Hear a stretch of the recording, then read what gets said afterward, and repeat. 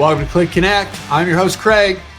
Hey, this is episode 12 of season 10. We're at the midway point. And guess what? We have got a first-time guest joining us today, which I know you're going to love her, okay? But before we do that, I need to thank our good friends over at Red Roof Franchising. They're here to sponsor the show and join us through this journey. They've been great partners to work with. And I want you to call Matt Hostetler at Red Roof and give him a call and let him know that producer Danny and I sent you, and they will be happy to work with you. Remember, they've got a soft brand. They've got their extended stay, which has a new prototype, and the world famous economy brands. Matt and his team are here to help you. Are you looking to have a brand repositioning? They're a great one to call for that. Okay. They are on fire right now, and Matthew will be more than happy to help you. So again, let him know that producer Danny and I sent you. Then also on March 5th and 6th, 2025, the 8th annual California Lodging Investment Conference. Join us. We're focused exclusively on the California hotel market. It's going to be a great event. Lots of new speakers, all new panels, lots of networking, personal development, and it's just going to be a great time for everybody and a lot of great information. Plus, we've got our hotel development deals of the year. Bruce Ford and Lodging Econometrics are our partners on that. So if you haven't submitted your hotel, either repositioning or ground up, make sure you do to Bruce Ford and myself. Also, we will have 2 more inductees into our Lifetime Achievement Awards. So more on that later. Stay tuned for a press release on that one. So with no further ado, I would like to welcome Stephanie Drake. Stephanie, how are you? I'm not bad. How are you? Great, thank you. Would you do me a huge favor and please tell the audience about yourself and your firm? Yeah, definitely. So we're an interior design firm that are based in Toronto, Canada, and we're definitely more multidisciplinary than some other firms out there. We do projects within California, Florida, and definitely within Canada as well. And we're kind of getting our feet wet in more of the hospitality division now from the rest of multifamily, residential, and workplace that we've been doing for the last 10 years. I love it. A 10-year-old firm, lots of success stories. You're bringing a fresh perspective to hospitality design. Could you go into that a little bit? Because there's a lot of differences and a lot of nuances that are different between multifamily, luxury residence, workplace, office scenarios. Yeah, so I mean, everything kind of is unique, but it all comes down to the human-centric approach to when you're starting to design anything. I think our natural progression from multifamily, considering there's amenity spaces, created more of a passion for us to go a little bit more bold and bigger in hospitality. At the end of the day, multifamily projects are definitely more like lived in, more routine-based environments versus hospitality. It kind of allows us to be a little bit more bold and creative and more on the aspect of emotions and experiences. And so that to us kind of created that natural progression from kind of getting from multifamily to hospitality and bringing in all of our experiences versus with workplace, residential, and kind of giving that our twist into hospitality projects that we're slowly getting in, but we're in. I love it. I think it's a great idea. I think, there's obviously, some commonality. But, I like it when somebody comes in with big, bright, and bold ideas, especially on the boutique side. Those are truly the fun projects. You get to be creative. You get to, and nothing against branded properties, because I love those as well, been involved with those as well. But you get a little bit more of an opportunity, I feel, to celebrate the community that you're in on the boutique side. You get a little bit more creativity when it comes to the food and beverage component. What are you seeing out there? What are the big, fresh, energetic views, the kid in the candy store approach that you've got for some of your hotel work? So I think, I mean, we're constantly evolving in terms of how we view a space, right? I think a lot of people are getting more immersive.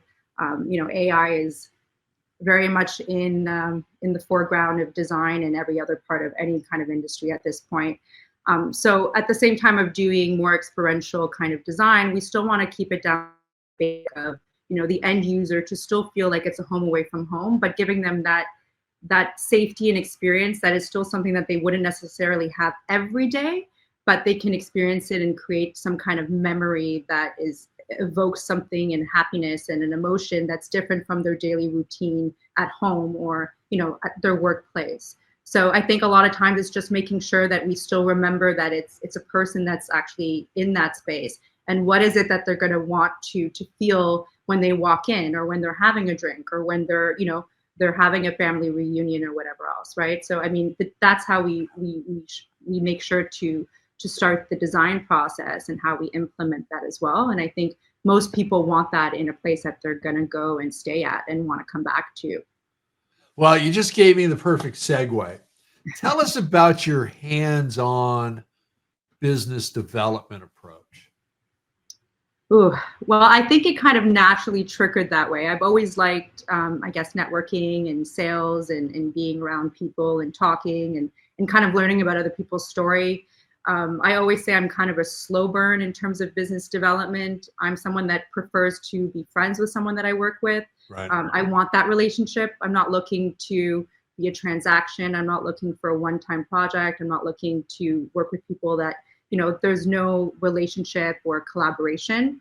So, the business development, as much as doing, design, business development, and a bunch of different roles when you're an owner, I have a great business partner. We have a great team that helps me on the back end too. But I get to really understand, the need of, my clients when I'm doing the business development, when I'm out there listening to my future prospective clients and now my friends, right? So there's different aspects of it, and I love it. Well, you should, and I think you're absolutely correct about that. That it just can't be transactional or one and done. Now, I had a very great relationship started with a general contractor. Right. We did one project, the first project together. We got along really well. We got to know each other. We got to understand and start developing that shorthand communication. So we finished, brought him in for project 2. Everything went well, got better. Same thing, project 3. And, at that point, they became my go-to guys for PIPs and deep renovations and repositioning. They weren't the guys that I would use for a ground up because that was beyond them. But, I very strongly believe in those relationships. Like with designers, I love having designers come out and tour an asset with me. And, they get to hear from me what I want. And they get to go, well, that may not be such a good idea. And here's why. And here's something else that we can do. So, being that hands-on business development owner, and you've got a team that is full spectrum, all the asset classes, and lots and lots of experience in hotels and multifamily and retail, office, all of that. What was that process like putting that team together? The beginning was just my partner and I. We were doing residential, and from there we had someone that we were working with, a marketing company, and she introduced us to builders. So that's how we got into multifamily, sales offices, showroom. And then naturally clients came back to us and, we're doing workplace. So we just fell into the workplace segment. Now, the hospitality side ended up being something that my partner and I were really, really wanting to get into. And when we decided to go down that route, we we started hiring people that were, talented in other firms, very strong in hospitality, so that we can ensure that we have the back end for whatever first project we would grasp. And we were lucky enough to have a mentor that kind of came through and kind of guided me to the conferences and, who to talk to and how to understand, as much as things are similar between different sectors, there's so much more into a hospitality project, whether it's the ownership group, the management group, the brand, being approved by the brand, the vendors, right? The procurement companies. I mean, all these things in the last 2 years of me, going to these conferences and becoming friends with all of these types of people from the different segments have really, really, enlightened me on, as much as those similarities are there, the differences are also very strong and apparent, right? And so that's kind of been how we've gone into it and how we got our team to grow and how to make sure that we have the resources to create a successful project. I'm loving that. It's an incredible pathway into the hospitality design field. Finding those associates that, can deliver and understand all the moving parts with hospitality. You and I have both run across people that go, hospitality, multifamily, it's all the same, Yeah. just one's short-term stays. That's all it is. It couldn't be farther from the truth. No. So part of this pathway into hospitality and transitioning from a dream about working in hotels to designing them, what's that been like for you and your team and your partner? I think there's been a bit of a relief. I mean, we started this journey into hospitality during the tail end of the pandemic. So I think it was a little, there was a bit more walls to climb up over the last couple of years and trying to have people, sit down with me and talk. But again, the perseverance, the determination, I mean, I'm very stubborn and I'm very, adamant. So it was finally, someone's giving us that opportunity. They know, the worth of my firm, my people, and they know that, we have all the capabilities of being just as good as another firm, right? And coming in with different views, less of an ego, right? Because we're there to learn and grow and collaborate, and we're not there to kind of beat down what we want, and that's the way to do it. So, it's been a relief to know, okay, someone's given us that trust, and now we can just prove everyone that, we're capable and we'll be aligned with the other great design firms out there. Absolutely. And I think, beginning, middle, and end, it's all about the collaboration to have a successful product at the end of the day. It's you and the ownership group or the management company. It's you and the GC. It's you and the brand. It's you and the procurement people and all the tradespeople that, are making this dream come to a reality. How intense did you find that process? Because everybody's a little bit different. And, you've got certain companies, all they do is hotels, and they get it front to back, left to right, top to bottom. And not all the time they're very forthcoming with information. Right. Sometimes you really got to pry it out of them. So what's that part of your journey been like? I found some really inspiring, industry peers, designers that have been extremely forthcoming, extremely helpful, extremely friendly. We've become great friends, and their colleagues, they're also, quote unquote, competitors, if you want, but friendly competitors. They've always been very, helpful and also very gracious to introducing me to people as well. So having that community that isn't, so, we're back, like not wanting to help you. I've been really, really lucky with having some great mentors and leadership to really guide me in the right direction. And also, at the end of the day, they started with no projects under their belt either, right? And they became great and successful. And how does that happen? It happens because recurring clients, you've done something great, you're listening at some point, you're learning from your mistakes, you're admitting your mistakes, and eventually, you gain that opportunity to keep, it's a launch pad to doing many more, and you have to give someone that opportunity to become the big ones at some point. So, I mean, it's a roller coaster, but at the same time, it's what goes around comes around, right? It really does. And I love your attitude on that because, we all make mistakes. Okay. Own up to it Yep. and let's fix it and move on. I know I've worked with people that all they want to do is point fingers. And it's like, okay, this will be a one and done. We're not going down this path again. And it didn't matter what it was. It could have been once somebody wasn't sweeping up, and keeping the job site clean. It could have been placing the order late. I mean, lead times are outrageous right now. You got everybody in China getting ready to close down for the holidays and Chinese New Year. If you're not in the queue now, you're going to be waiting. You got a 52-week lead time for generators. I mean, it goes on and on. So what is your approach for keeping everybody informed? Because you're ordering, you're going to that procurement company and getting everything that you need. And are you there to unpack those shipping containers and take inventory and go through everything? What is that like for you? It depends on the project, right? It depends on the involvement that some clients just provide that to the procurement company. Sometimes the client itself has a GC that does that. It depends where we're located versus where they're located. So yes, at times we do go on site and we are the ones unpacking, making sure everything is there.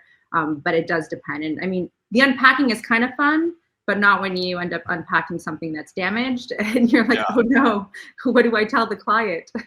And am I to blame? Like, I mean, it's out of my control, but at the same time, someone gets mad, they get mad. So you have to try to mitigate that and try to calm them down, and hopefully they'll eventually understand that, it is what it is, and all we can do is try to fix the issue, right? And the unpacking it can be fun. I agree with you on that. But, when you've got 200 LG televisions, that fun goes away pretty quickly, just like it does with 200 toilets or 400 toilets, whatever it may be. Yeah. It's like, oh, let me see that wallpaper. Wait a minute. Now that's going to be fun. Okay. Let me see how those drapes turned out, and a few other things. But, now you are working on a project here in the United States. We are. So I'd like you to tell us about that. How did you land, and what's it like doing the Hyatt Place in Fort Lauderdale? So I typically, the last couple of years, will spend a couple of months in some places that I like that are sunny for business development purposes. And so there were a couple people when I was in Miami that I was reaching out to kind of set up a meeting to introduce myself and just, let them know that we're kind of new in the hospitality, but, meet up. So I met with one person and we're great friends now. And, he gave me an opportunity, I guess, a couple months ago. We've had many meetings at the conferences and become close. And they've been doing a lot of different property improvement plans and they're trying to new designers. So he said, listen, Steph, like, I know your team's capable. You've got this project. So, we got that. And so it's been great. I mean, he trusted us. I mean, we have a great team, so it's not to not be trusted, but at the same time, our Drake Hahn has never put a hotel under our name. We just have a bunch of projects under our team's name, but just not under our name. Right. So, it's the first opportunity under Drake Hahn that they've given us. And that's, something that we'll forever be grateful for. And it's just a launch pad of our capabilities of being able to grow within that hospitality sector and being part of the other great design firms out there. I love it. Now, I've got the utmost respect for everybody over at Hyatt. They're one of my favorite brands, and they're also a sponsor of my conference. Now, I've found them pretty easy to work with. Now, coming in there as a new designer and having to jump through hoops to get approved and all that, how did you find that process? So I'm lucky from going back to the mentor. I mean, he was the one that said, well, don't forget you need to get in front of the brands that they know you, and you'll need to get approval. So I guess it was about 2 years ago or a year and a half ago is when I started reaching out to the brands and meeting them at the conferences, and then actually, starting that process of getting brand approved. So when this project came along, we already had those discussions with Hyatt. We're approved with other brands as well. And just, you don't want the client to come to you and say, we want to give you this project. And then you tell them, well, I'm not approved. Right. And then you waste time trying to get that approval. So we've been trying to be quite proactive on that. Yep. And luckily we were, and, our portfolio and our team, the brand has trusted that side of things and approved us. So I feel working with Hyatt, it is something new in terms of those procedures, but like you said, they are great to work with. They're very knowledgeable, they're very friendly, they're very on top of it. And it's kind of a learning experience, but at the same time, it's very strategic. So as much as there might be some cufflinks on or some handcuffs on terms of your creativity on some of these more branded properties in select service, but at the same time, you do have that creativity to kind of explore a little bit further. And it kind of helps you be a bit more unique because you are on a tighter little box and you need to create, figure out a way to really go different, but still similar. And there you go. That's harder. It's harder than just getting a carte blanche and doing whatever you want. Right? It is, but it's well worth it. So it is. Congratulations. Thanks. Would you like to mention some of the other brands that you're approved with at this point? We're with Hilton, Hyatt, Choice, what else? IHG we're in the process for, Marriott in the process for. So very good. Yeah. Very good. All right, Stephanie, are you ready to play our lightning round? Let's do it. All right. Producer Danny's going to put 2 minutes on the clock starting now. Lead time. Say that again? Lead time. Ooh, 1 week. Value engineering. A headache. Case goods.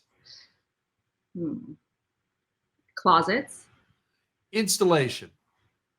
Exciting. Social media. I hate it. Hotel lobby. Bar. There you go. Food and beverage. French food. Ooh, nice. Checking into a hotel. Happy. Nice. Aisle or window? Aisle. Perfect. Rewards points. Ooh, Delta. There you go. You did that with 1:03 left. Congratulations. Keep it short. I love it. That might be a record. Producer Danny will have to get back. Oh, great. So, installation. That's where you're seeing all the magic really come to be. How are you enjoying that? It's tough. Don't get me wrong. But there's a certain point where all the furniture is in, the beds are made, the drapes are up, and I come in and it's before my final checklist. And I am just smiling from ear to ear because I love it. So, what is that like for you? What's the installation process like? Well, I think you've nailed it, right? It's a sigh of relief. It's a sigh of accomplishment, so long as it represents what you designed. In most cases, there wasn't enough value engineering to be brought onto it, Craig. So I think it's a sigh. It's just exciting, and now you want to see it being lived in and experienced in, right? And you want to see that smile on the client's face. There's that gratification at the end of most of these projects that aren't value engineered to death. That just is great. I love it. Stephanie, it's been an absolute pleasure. I want to have you back once you've finished your assignment in Fort Lauderdale and talk about that in particular and maybe some new projects that you're working on. So you got an open invitation to come back, but how can people get a hold of you? Well, you can always email me at stephanie@drakehahn.com. You can look at our website at drakehahn.com. And yeah, I mean, I'm at most conferences, LinkedIn, everything else. I mean, I'm not too far. You probably see me at the conferences. So That's how we met. that's exactly it. That's it. Stephanie, thank you very much for joining the conversation today. I really appreciate you and the time you've carved out for us. Thank you. Thanks for having me. Take care. What a great show. Okay, this is how we are at our midway point of the season.